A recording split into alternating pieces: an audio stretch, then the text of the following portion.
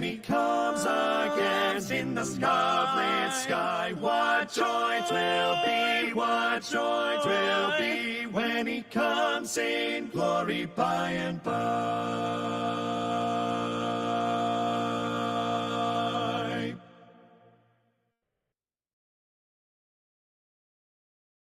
Rescue the perishing, care for the dying, snatch them in pity from sin and the grave. We bore the erring one, lift up the fallen, tell them of Jesus the mighty to save. Rescue the perishing, care for the dying, Jesus is merciful. Jesus will save.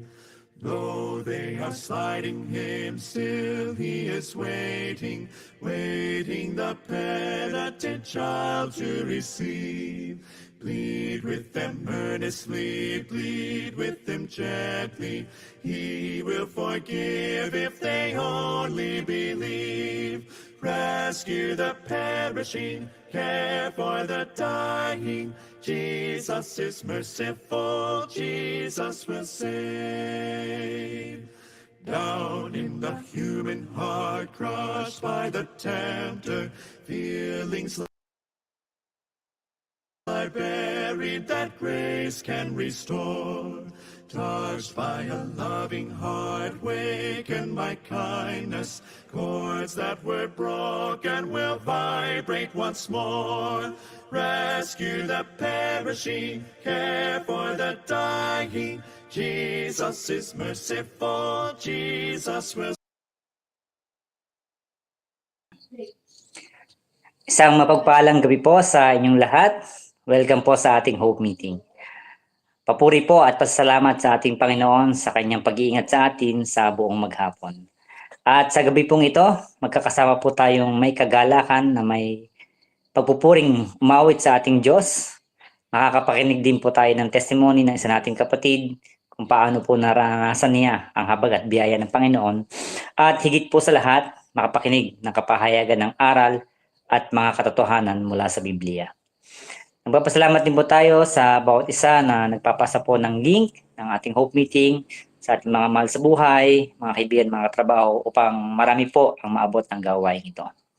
At lagi po namin sinasabi, bisitahin niyo po ang ating FB group, ang C4 Hope Meetings, kung nais niyo po muling balikan at muling pakinggan ang ating mga natapos na gawain. At kung hindi pa po kayo kabilang sa ating grupo na ito, mag-join lang po kayo. Ang paalala po, mamaya, pagkatapos po ng mensahe, meron po tayong breakout session. Ngayon po, tinatawag ko po ang ating Kuya Lito Aguinaldo.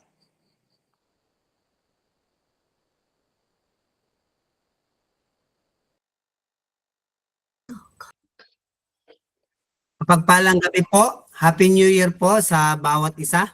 Nagpapasalamat po tayo sa ating Diyos sa panibagong taon ng 2025. Welcome po sa ating virtual Hope Meeting. Pagpati po mula sa C4 Missions Department. Isang kagalakan at pagpapala po ang iyong presensya at pagkikiisa, pagkikibahagi ngayong gabi. Ihanda po natin ang ating sarili sa pakikinig ng kanyang mga salita dahil po special po ang ating tagapagsalita. Naway ang bawat isa ay mapagpala. Maraming salamat po. Thank you, Kuya Lito. At pagbasa po mula sa aklat ng Hebreo, Kabanata 6, talata 18 hanggang 19. Sabi po dito, hindi nagbabago at hindi man lang nagsisinungaling ang Diyos. Kaya tayong nakatagpo ng kanyang kalinga ay panatag ang loob na umaasa sa mga pangako niya. Ang pag-asang ito ang siyang matibay at matatag na angkla ng ating buhay. Sa pagkakataon pong ito, nais ko pong ibahagi kung ano po ba ang Hope Meeting, bakit nga po ba tayo nagkakaroon ng ganitong gawain. Ang Hope po ay stands for Household, Opportunity, Presentation, and Experience. At ang C4 Hope Meeting po ay naglalayo na maibalita ang makapangyarihang pagkilos at mensahe ng Panginoon sa komunidad. May bahagi po ang galak na nadarama dahil sa biyaya ng Panginoon at layunin po na mahamon ang bawat isa na tumugon sa Panginoon at makibahagi sa buhay na may pagpapahalaga sa Kanya at sa Kanyang kalooban. Sama-sama po tayong umawit. Awitin po natin, bakit nga ba ikaw ay ikaw? Bakit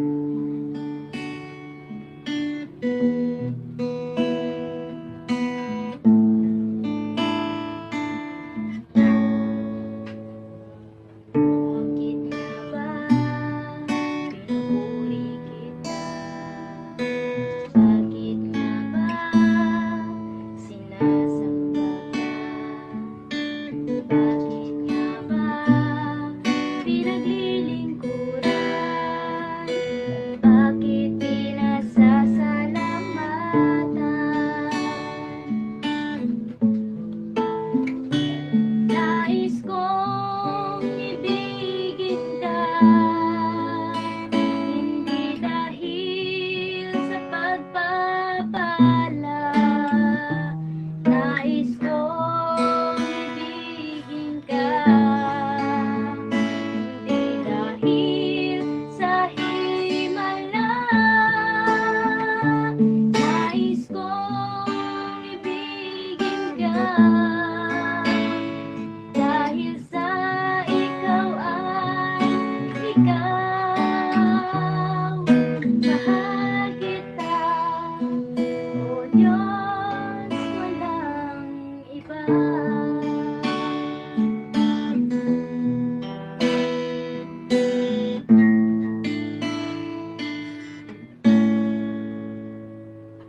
Bakit nga ba pinupuri kita? Bakit nga ba sinasamba ka?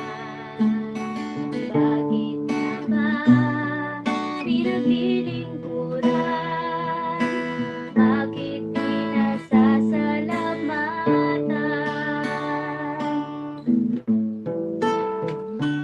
Nais kong ibigin ka, hindi dahil sa pagpapala.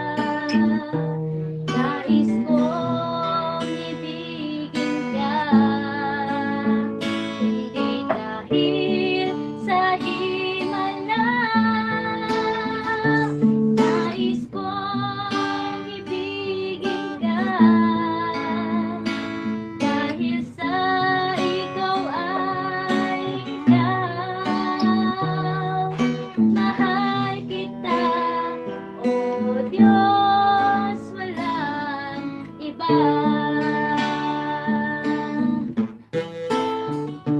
Nais kong ibigin ka, hindi dahil sa pagpapala. Nais kong ibigin ka, hindi dahil sa himala. Nais kong ibigin ka, dahil sa ikaw ay ikaw. Mahal kita, O Diyos, walang iba.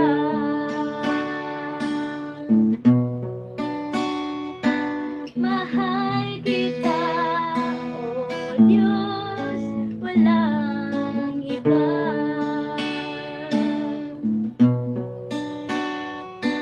Mahal kita, O Diyos, walang iba.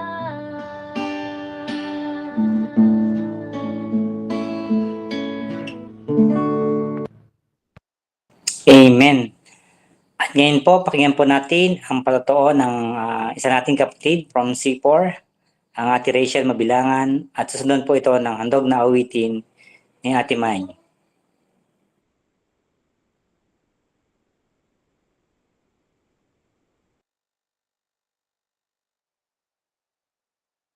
Magandang gabi po sa bawat isa.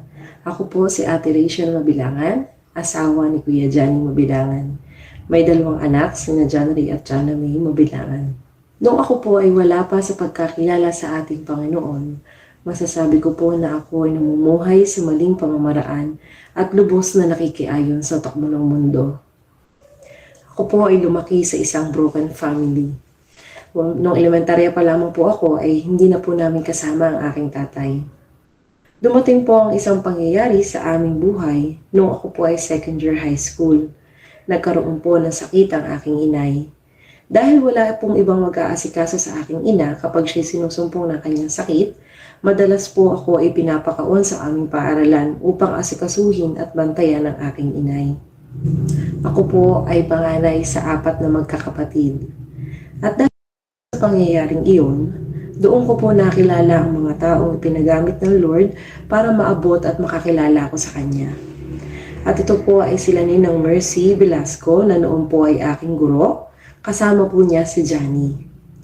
Nagsimula po silang pumunta sa aming tahanan upang ipanalangin ng inay. At simula po noon, ay napasama na po ako sa iba't iba pang gawain na noon po ay dito ginagawa sa aming lugar sa San Joaquin. At nagkaroon din po ng panambahan noon dito sa aming lugar na pinangungunahan po ni ng Pastor Dan Velasco at Pastor Ed Montero. At simula po noon, nagtuloy-tuloy na po ang aking pananambahan magpahanggang ngayon, na ngayon po kami ay nasa komunidad na ng C4. Maraming mga pagsubok ang dumaan nung ako ay wala pang pamilya, pero napakabuti po ng Panginoon dahil may mga ginamit po siyang mga tao upang ako ay makakilala sa Kanya. Ang dating bata noon na walang malinaw na pagkakilala sa ating Panginoon, takot sa kamatayan, ngayon ay pinagpala ng Panginoon ng pamilyang kasama ko nang naglilingkod sa Kanya. Sa Diyos po ang pinakamataas na pagpapasalamat at papuri.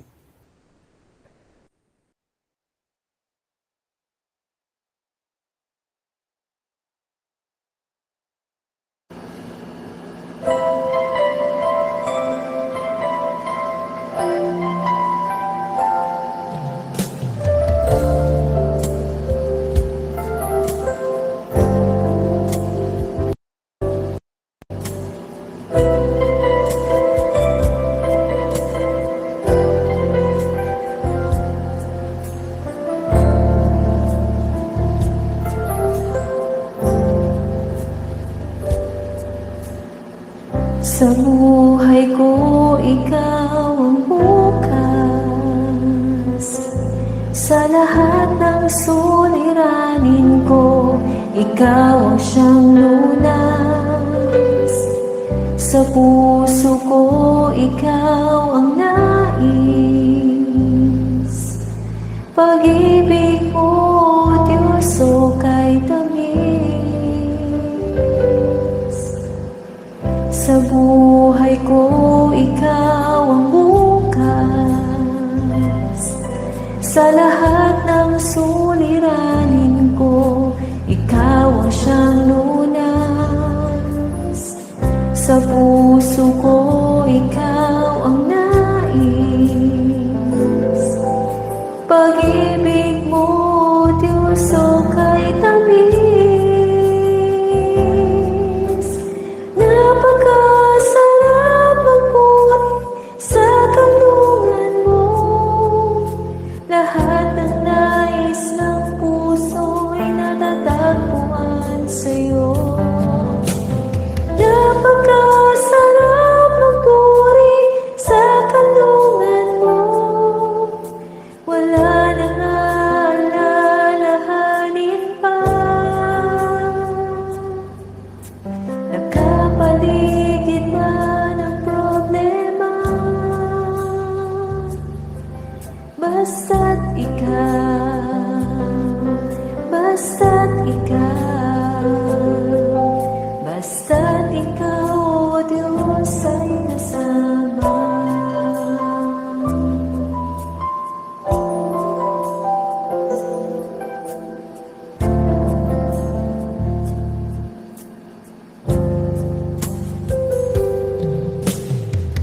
Sa buhay ko, ikaw ang bukas. Sa lahat ng suliranin ko, ikaw ang siyang lunas.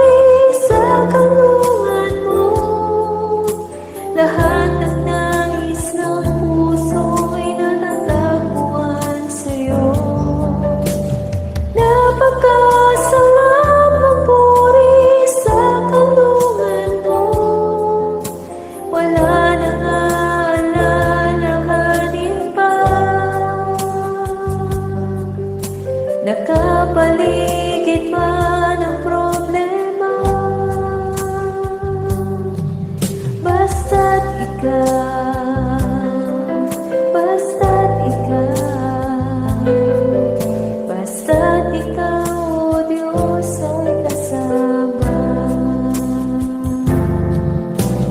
Napakasarap magpuri sa kanlungan mo, lahat ng nais ng puso'y natatagpuan sa'yo. Napakasarap magpuri sa kanlungan mo, wala nang alalahanin pa. Napakasarap magpuri sa kanlungan mo, lahat ng nais ng puso'y natatagpuan sa'yo. Napakasarap magpuri sa kanlungan mo, wala nang alalahanin pa. Nagkapaligid man ang problema, basta't ikaw, basta't ikaw, basta't ikaw, o Diyos ay kasama.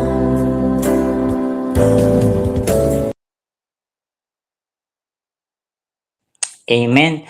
Yan, maraming salamat po sa ating mga kapatid nito, sa buhay nating kapatid na Ate Rachel. At maraming salamat din po sa kapatid nating na si Ate Mai sa napakagandang awitin at mensahe. Ngayon po ay dadako tayo sa pakikinig ng mensahe. Recorded message po ng ating mga pakinggan ni Kuya Roy. Bago po i-play, pangunahan muna po tayo ng isang panalangin ni Kuya Raymar. Magandang gabi po sa bawat isa. Tayo po ay manalangin. Diyos amang makapangyarihan sa lahat, salamat po sa panibagong taon na ipinagkaloob niyo sa amin. Salamat din po sa isang taong nagdaan sa kabila ng napakaraming hamon na aming kinaharap. Hindi niyo kami pinabayaan. At kayo po nagpatatag sa amin. Maraming salamat po, Panginoon. Salamat din po sa gabing ito, niloob nyo na kami ay makapagsama-samang muli virtually upang ang inyong mga salita ay aming mapakinggan. Dalangin po namin ang maayos na koneksyon ng bawat isa. Nawa po ay maging malinaw ang mensahe na aming mapapakinggan ngayong gabi. Nawa po ay hindi lang po kami mahamon buhat dito, kundi ito'y maging daan ng patuloy na pagbabago ng aming mga buhay at paglagong espiritual. Dalangin po namin ang mga kapatid namin na ngayon po ay dumadaan sa mga hamon ng buhay. Ito man po ay sa pisikal, pinansyal o relasyon. At lahat po ng aming pagsubok ay itinataas po namin sa inyo, Panginoon. Kaya nga po, Panginoon, ang patuloy na kumatagpo sa pangangailangan ng bawat isa. Nawa po ang inyong mga salita sa gabing ito ay magsilbing tunay na pag-asa namin. Maraming salamat po, Panginoon. Ito po ang aming dalangin sa pangalan ni Jesus. Amen. Pumapasok sa ating isipan ang salitang Panginoon, ano po yung ating na masasabi? O kaya po sa mga pag-uusap, halimbawa nakikipagkwentuhan ka sa iyong mga mahal sa buhay at kaibigan,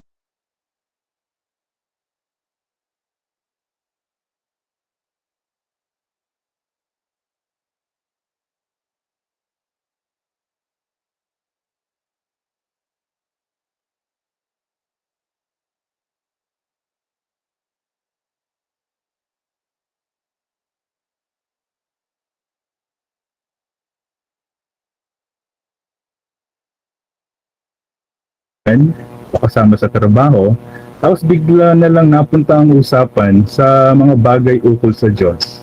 Paano po tayo nagre-react? Habang tumatagal ang panahon, marami ang hindi nagpapahalaga sa mga bagay ukol sa Diyos. Napakarami pong tao ang libang na libang sa mundong ating ginagalawan.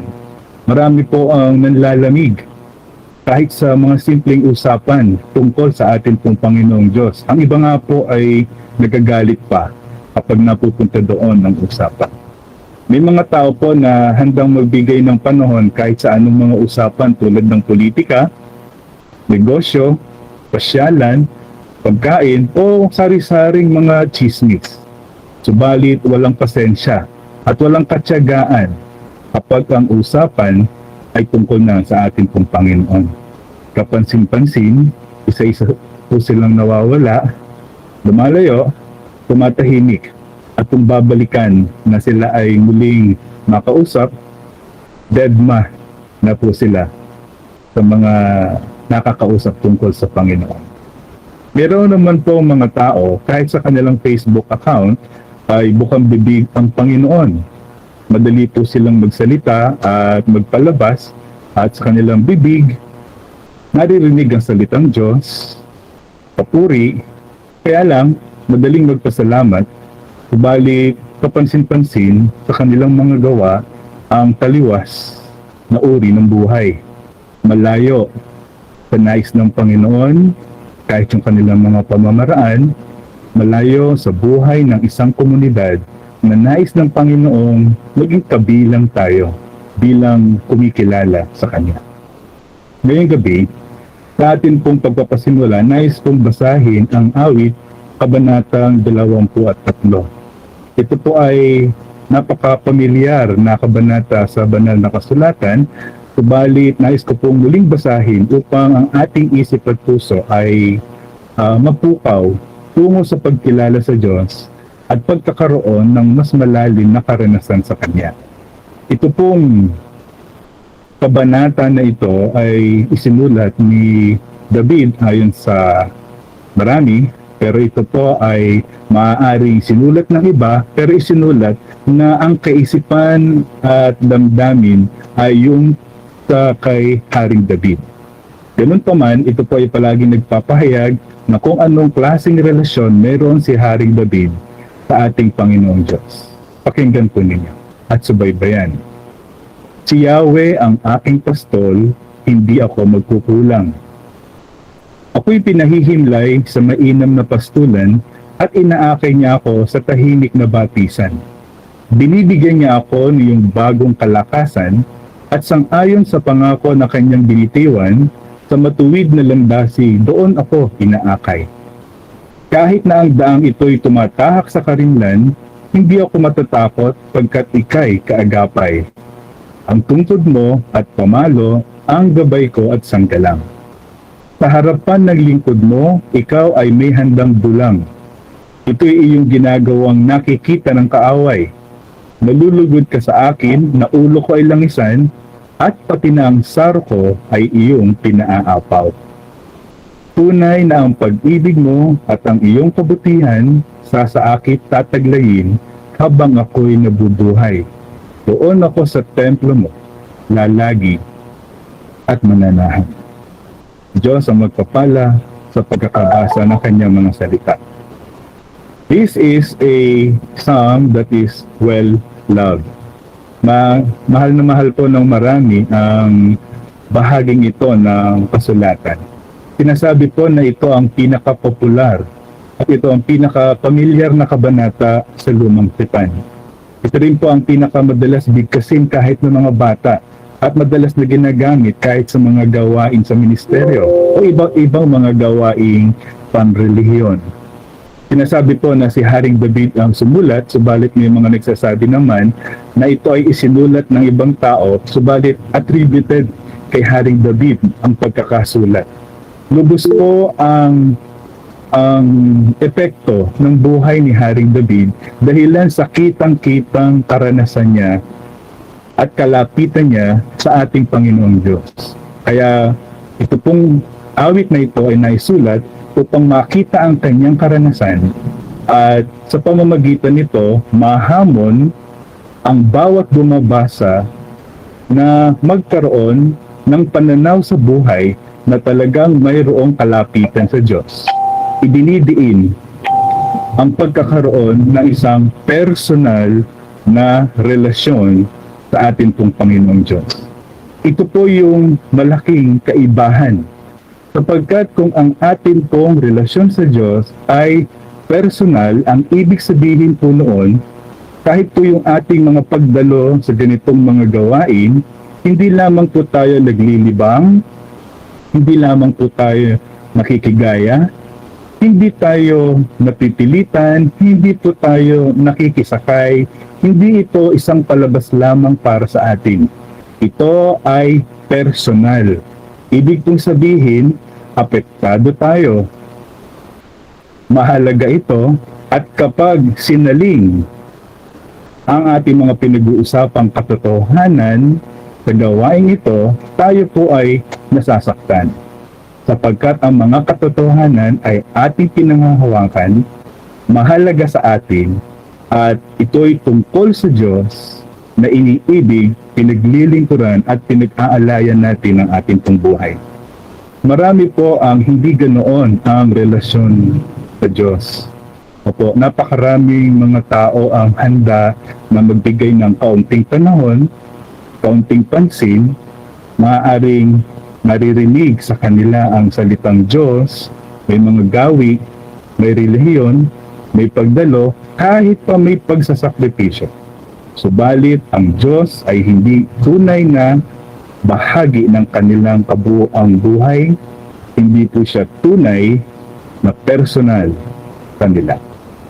Kaya po si Haring David sa bahaging ito ay nagpahayag kung sino para sa kanya ang Diyos. Sinabi din po niya kung ano yung maaaring asahan ng isang mayroong personal na relasyon sa kanyang Panginoon. At sa bandang huli, ipinahayag po niya ang kanyang katuwaan sa Panginoon. Bakit mahal na mahal ng marami ang awit na ito? Number one, it introduces God as an endearing character. Meron pa tayong mga pinapanood, di ba, ng mga telenovela na gusto natin yung karakter dahil matyaga, ano po, o kaya nakakatawa, nakapagpapaligaya sa atin. Parang ganito rin po itong awit 23. Mahal po ito ng marami sapagkat yung katangian at karakter na ipinakikita ng Diyos ay labis na ikinatutuwa at nakapagpapalakas para sa marami. Ipinakikilala ang Diyos bilang isang pastol na nag-aalaga at nag-iingat.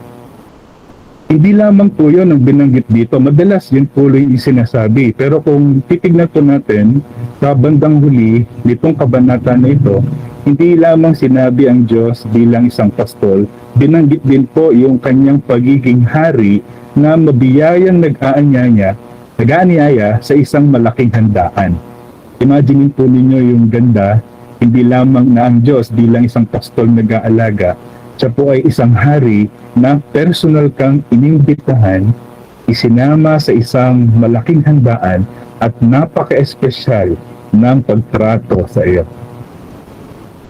Lalo po nating mamahalin ng Diyos kapag ang pagkakalarawan sa Kanya sa aklat na ito ay naging malinaw at naunawaan natin at lalo pa kung magiging personal na karanasan sa atin.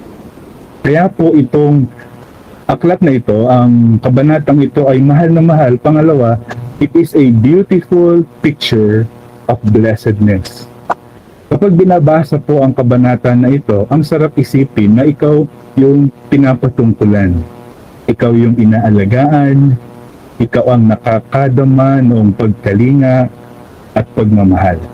Marami na po ako nakitang larawan tungkol sa awit 23 at minsan po naggagalak akong makita na yung po mga picture ay kahit po yung mga tupa ay idinodrawing o inilalarawan na parang nakangiti dahilan sa kanilang katuwaan sa isang nag-aalaga na pastor.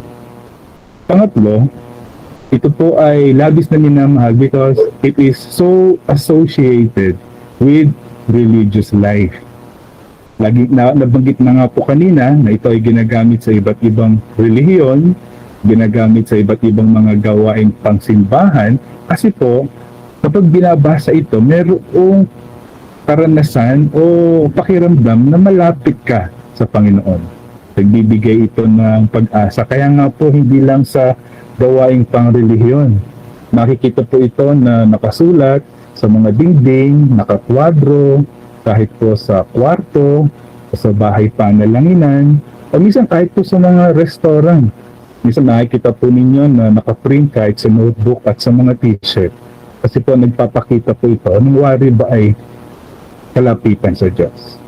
Kaya napakaganda po kung ito ay ating mauunawaan. At nais ko po ng ngayong gabi, makita at mapatunayan natin kung sino ang Diyos at ano ang malalim na ibig sabihin kapag sinabing siya ang nag-aalaga sa atin bilang shepherd at bilang Diyos o Hari na merong espesyal na pagtrato sa atin. Ito po isang napakalaking pribilehiyo at ganito ang nais ng Diyos na maunawaan ng bawat isa na nananampalataya sa Kanya upang sa kabila ng ating mga nararanasang problema at hirap sa mundong ito, hindi po tayo madala. Bagkus ay magkaroon tayo ng lakas ng loob na harapin ang lahat sa pag-asang ang Diyos ay kasama natin at hindi niya tayo pababayaan. Number 1, idinidiin po ng pagiging shepherd, king ng ating Panginoong Diyos yung tinatawag na divine ownership. Ang ibig sabihin po noon, siya ang nagmamay-ari sa atin. Kapag siya ang nagmamay-ari sa atin, ang ibig sabihin po noon, He is in charge.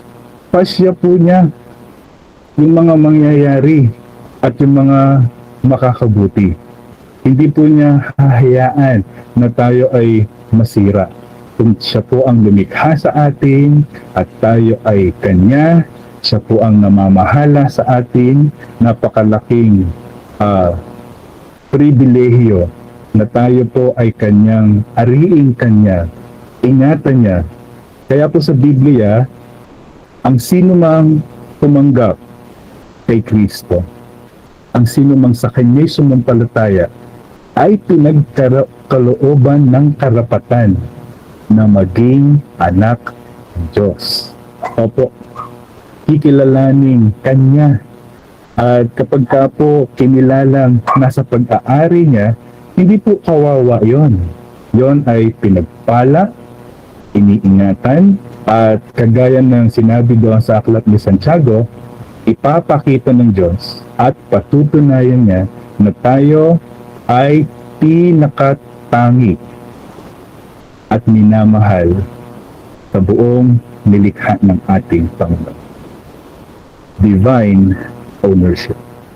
Hindi lamang po yun, pangalawa, ito ay nagpapakita ng divine goodness o kabutihan, compassion, yung kahabagan ng ating pong Panginoong Diyos, yung kanyang tender, ibig sabihin po nun, magiliw o madamayin, damang-dama, na pag-ibig. At saka yung watchful care, ibig sabihin, maingat at maalagang pagtingin. Yung pong iba, tuwang-tuwa kapag ka maalaga yung nanay sa kanyang anak, o maalaga yung kahit yung kumpanyang pinagtatrabahuhan, maalaga sa kanilang mga empleyado, o yung boyfriend o girlfriend na maalaga sa kanilang mga katipan, o sa mag-asawa yung maalaga yung asawa. Napakagandang tingnan. Pero wala pong makakatapat kung papaanong ang Diyos ay mabuti, mahabagin, magiliw, madamayin, maingat, at mapag-alaga sa atin. Walang sino man na makakatapat sa ganoong klaseng kabutihan, kahabagan at pag-aalaga sa ginagawa ng Diyos para sa atin. Kung hanggang ngayon naghahanap po tayo ng ganoong klaseng pag-aalaga at pagpapahalaga, hinahamon ko po na sa Diyos natin hanapin. Sa Kanya po tayo tumingin, hindi po niya tayo kailanman bibiguin. Ang mga katangiang ito ay kitang-kita sa kung paanong ang Diyos ay nakikipag-ugnayan sa atin bilang Kanyang mga anak. Palaging idinidiin ng banal na kasulatan na kung tayo po ay nakaugnay sa Diyos, lagi niyang ipinadadama ang kanyang mabiyayang habag at ang kanyang paggabay. Napakaganda po na dito sa kabanatang ito ng banal na kasulatan, binanggit po sa wikang Ingles yung katagang for His name sake. Ano po? Sa Tagalog, ano po yan ang pagkakasabi, ayon sa pangakong kanyang binitiwan. Ang ibig po sabihin, hindi hahayaan na mapahiya ang kanyang pangalan. Ano po? Yung kanyang pangako na tayo ay kahahabagan, yung kanyang pangako na kanya ay tutulungan tungo sa tamang daan at sa ligtas na patutunguhan, gagawin niya sapagkat hindi ka kailanman hahayaan ng Diyos na madumisan ang kanyang pangalan. Kaya sang-ayon sa pangako na kanyang binitiwan, gagawin po niya ang lahat ng nakasaad dito. Kaya naman, yung pangatlo, ang ibig sabihin nito, the Savior's constant presence and redeeming grace. Opo, bagamat dumadaan tayo sa maraming panganib, bagamat dumadaan tayo sa madidilim na bahagi ng buhay, nandiyan ang Diyos. Minsan hindi damang-dama na siya ay nandiyan, pero tapat siya sa kanyang pangako na hindi tayo iiwan at pababayaan lang. Siya ay palaging isang tawag lang at ang sabi din ng banal na kasulatan, hindi pa tayo tumatawag, hindi pa tayo nananalangin. Alam na niya ang ating pangangailangan at hindi pa tayo tumatawag at nananalangin, mayroon siyang nakahanda na biyaya para sa atin. Kailangan lamang na pairalin natin palagi ang pagpapahalaga sa ating personal na kaugnayan sa Kanya. Hindi po nais ng Diyos ang malamig na pakikitungo. Hindi po niya gusto yung ating pagpapalabas. Hindi po siya humahanga kahit ano pa ang ating i-post sa Facebook gamit ang kanyang pangalan. Hindi po siya nalulugod. Ang nais niya ay mabuhay po tayo ayon sa ating pagkakilala sa Kanya. Kay Diyos na nagmamay-ari sa atin, siya po ay Diyos na mabiyaya at mahabagin sa atin. Tayo po ay nabubuhay dahilan lang sa Kanya pong biyaya at presensya. Kaya naman ang Diyos na ito, na palaging nasa ating tabi, meron po siyang ginagamit. Binanggit po dito sa aklat na ito yung tungkod at pamalo. Yung tungkod ay yung pong staff, no? Ginagamit ito panggabay. Kung may kalawit siya, kapag medyo lumilihis ng landas, kinukuha doon sa may leeg para ibalik sa tama. Para hindi mapahamak. Salamat sa Lord sa kanyang hawak na tungkod. Mahaba po yun. At nagsisimula pa lamang tayong lumihis, nandoon siya nagpapalala at ibinabalik tayo.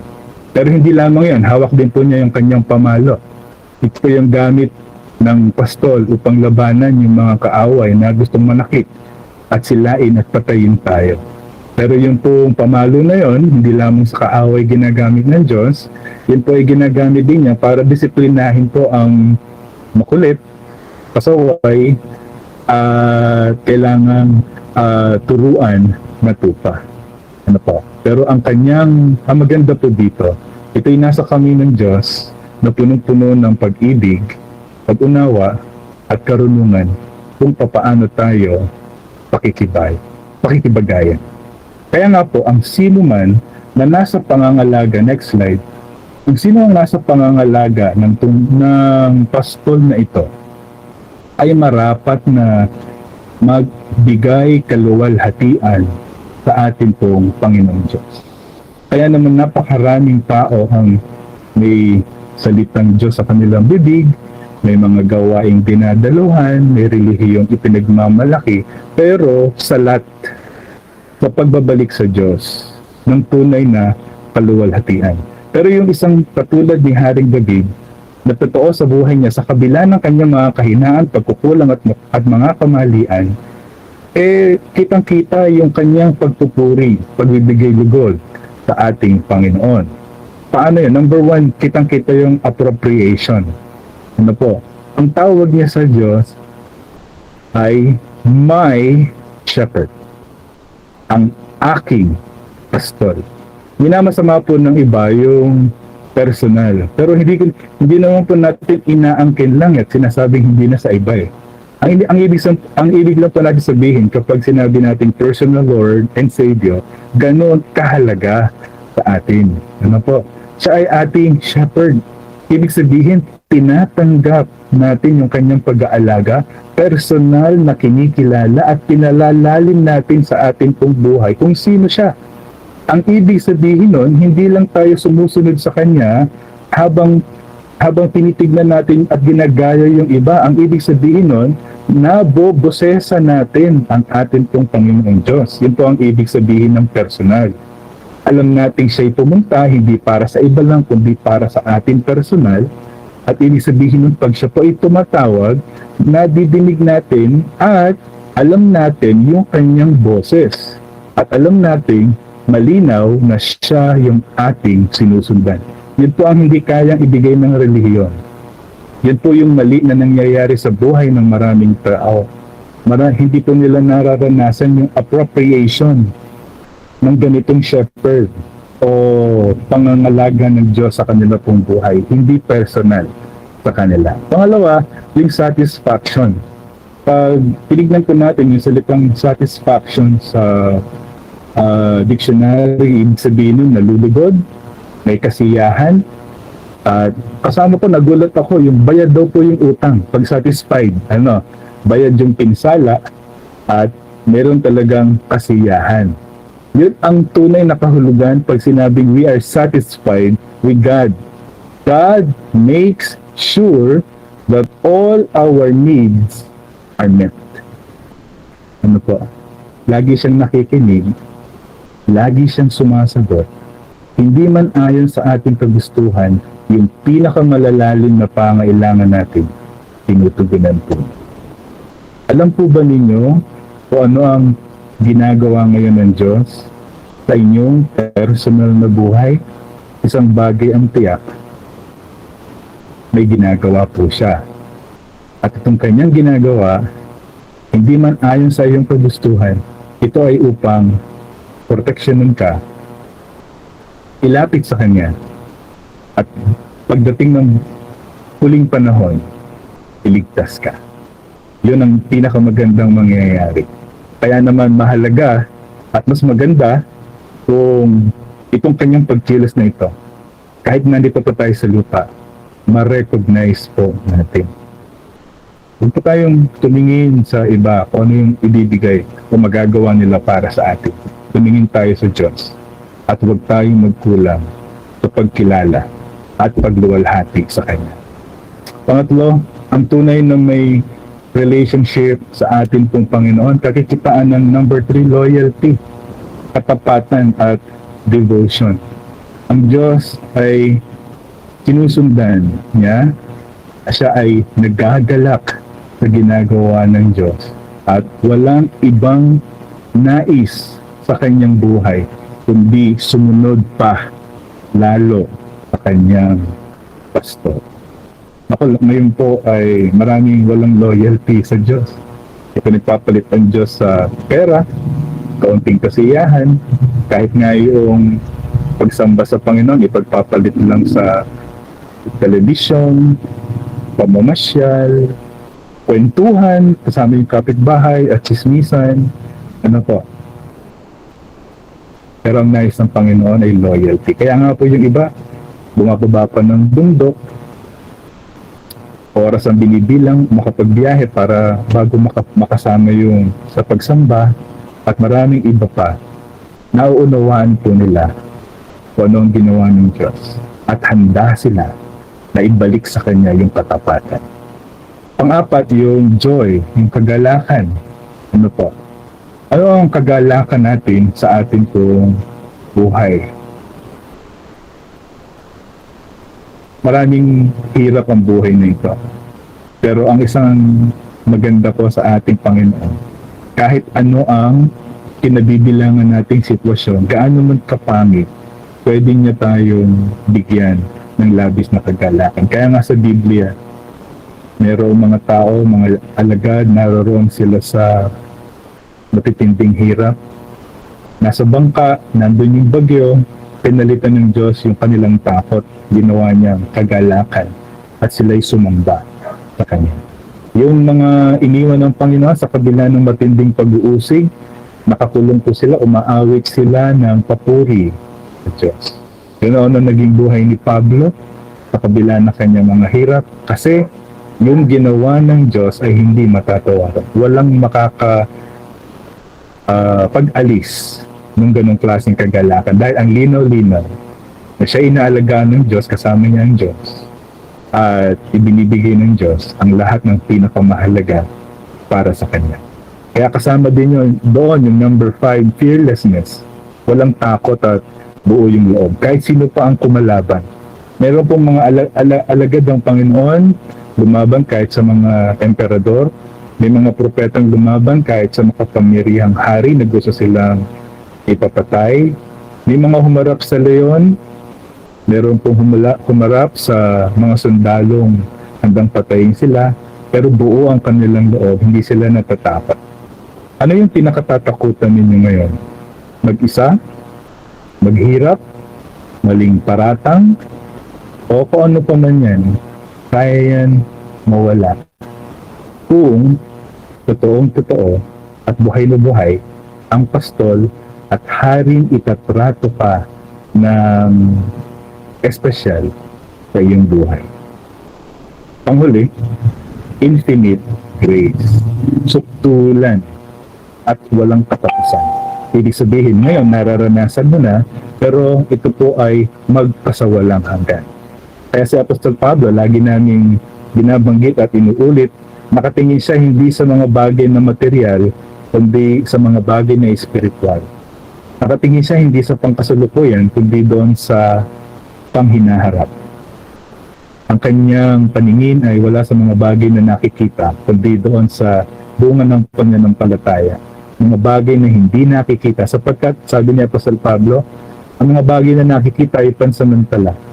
Subalit, ang mga hindi nakikita, yung mga bagay na espiritual, yung mga bagay na nasa piling ng Diyos, ito'y pangwalang hanggan. Kaya nais ko po na magtapos sa pagdidiin itong kahuli-hulihang talata na nagsasabi, awit 23:6, tunay na ang pag-ibig mo at ang iyong kabutihan sa akit tataglayin habang ako'y nabubuhay. Doon ako sa templo mo, lalagi at mananahan. Ang pinakamalaking problema natin ay hindi yung mga material na bagay, hindi mga bagay na pansanlibutan, kahit pa matitinding karamdam. Ang pinakamalaking problema natin ay yung kasalanan na mayroon po tayo na magpapahamak sa atin, magpawalang hanggan. Ang problemang ito ng kasalanan ay nagdulot ng lalo pang malaking problema na kapag tayo po ay namatay na makasalanan, paparusahan ang ating pupuntahan at ang paparusahan ito ay hindi panandalian lamang. Ito'y pangwalang hanggan sapagkat ang Diyos ay banal, makatarungan, ay magpaparusa sa kasalanan. Walang ibang solusyon kundi ang ginawa ng ating Panginoong Jesucristo doon sa krus ng Kalbaryo. Sa halip na tayo ang namatay doon sa krus, siya ang nagbayad ng ating mga kasalanan. Pinagbayaran niya, nung mamatay siya, sabi niya, naganap na, nabayaran na, hindi na tayo pwedeng singilin, at upang patunayan ang bisa ng kanyang ginawa, siya'y nabuhay na maguli, bumalik doon sa langit, at ngayon patuloy na kumikilos para sa kaligtasan at kaganapan ng lahat. Mayroon ka bang ganoon pananampalataya? At ang pananampalataya bang itong ay personal, makabuluhan, nakakaapekto sa'yo? Dalangin ko na maging gano'n. Ay aawit ng tugon at pagkatapos po nun, tayo ay nananalig.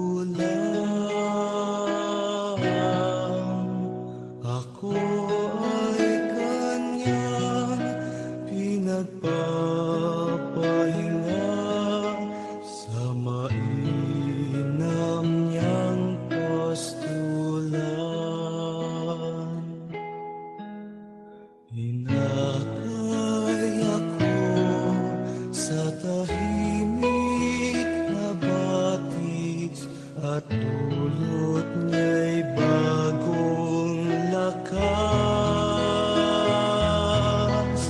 tapat sa pangakong ako'y sasamahan niya sa tuwid na landas. Ang Panginoon ang aking pastor, hindi ako magkukulang.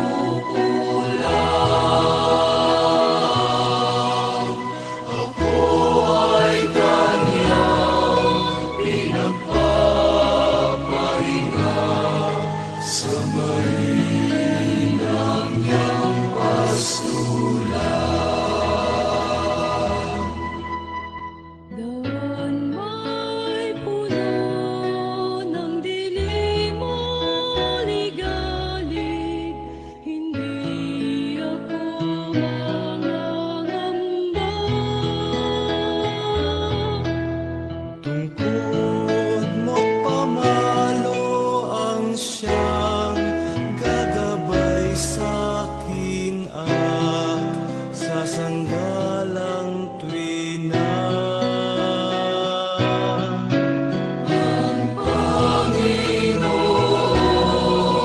ang aking pastor, hindi ako magkukulang.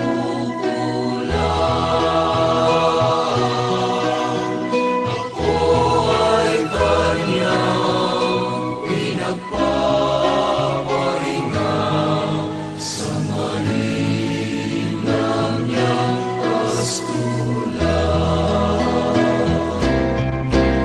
Ang Panginoon ang aking pastor, hindi ako magkukulang.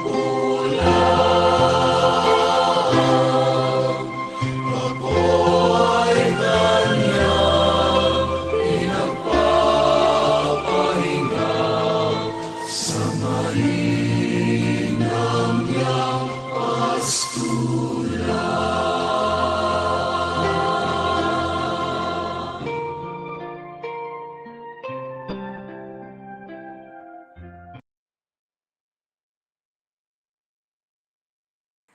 And amen. Purihin po ang Panginoon sa mga katotohanan ng kanyang mga salita na napakinggan po natin sa gabi ito. At ngayon po, kung may magnanais po ng salamat, mag-unmute lang po or mag-type sa ating chat box or i-click niyo po ang raise hand button. At syempre po, maraming salamat po sa ating mga kapatid na nakasama po natin dito sa ating Google Meet. At yung po mga kapatid natin na tumutok po sa ating FB Live.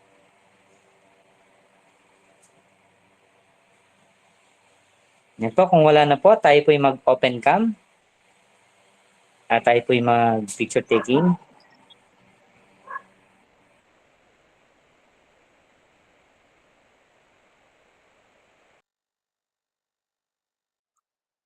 Okay po, bibilang po ako ng 3. 1, 2, 3. Isa pa po. 1, 2, 3. Thank you po sa bawat isa. See you po sa breakout sessions. Thank you po. God bless. Bye-bye po. Maraming salamat. Salamat po.